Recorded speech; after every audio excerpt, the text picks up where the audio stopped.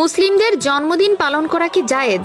জন্মদিন পালন করলে কি হয়, নাকি এটি পালনের জন্য রয়েছে কোনো হাদিস? এ সম্পর্কে কি বলেছেন আমাদের প্রিয় নবী হযরত মুহাম্মদ সাল্লাল্লাহু আলাইহি ওয়াসাল্লাম? যদি আপনাদের মধ্যে কেউ নিজের সন্তান, বন্ধু বান্ধব কিংবা অন্য কারো জন্মদিন পালন করেন কিংবা সেই অনুষ্ঠানে একজন অতিথি হিসাবে অংশগ্রহণ করেন, তবে সেটা কি আপনার ঈমানের জন্য ঠিক হবে, নাকি এর জন্য আপনাকে পেতে হবে পরপারে কঠিন আযাব? এ সম্পর্কে কতটুকুই বা ধারণা আছে আপনার? আজকে আমরা এই বিষয়টি নিয়েই বিস্তারিত আলোচনা করব।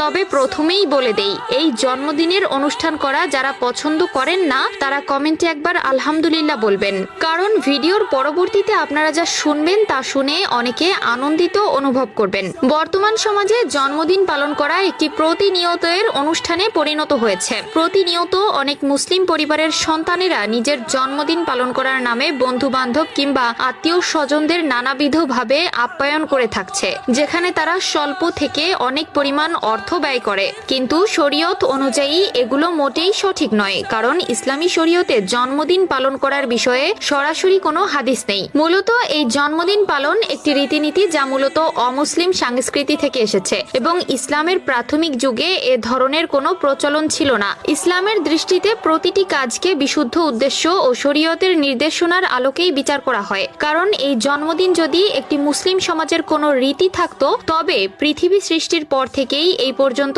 যত নবী রাসূলগণ কিংবা সাহাবী যেদিন জন্মগ্রহণ করেছেন তাদের প্রত্যেকের জন্মদিন পালন করা আমাদের জন্য আবশ্যক হয়ে উঠত।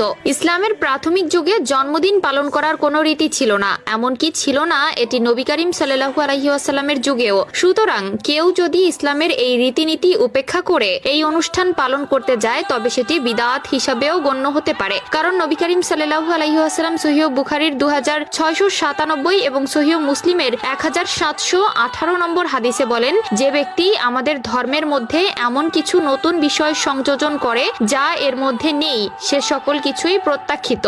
এছাড়াও জন্মদিন পালনের ক্ষেত্রে প্রায়ই অতিরিক্ত অর্থ ব্যয় করা হয়, এমনকি জন্মদিনের খাবার হিসেবে আনা কেক অতিশয় নষ্ট করা হয়। যেখানে আল্লাহ তাআলা আল কোরআনের সূরা ইসরার আয়াত নম্বর 27 বলেন, অপচয়কারীরা শয়তানের ভাই। সেখানে কোনো মুসলিম তো আর শয়তানের ভাই হতে পারে না। এছাড়াও মুসলমানের জন্য অমুসলিমদের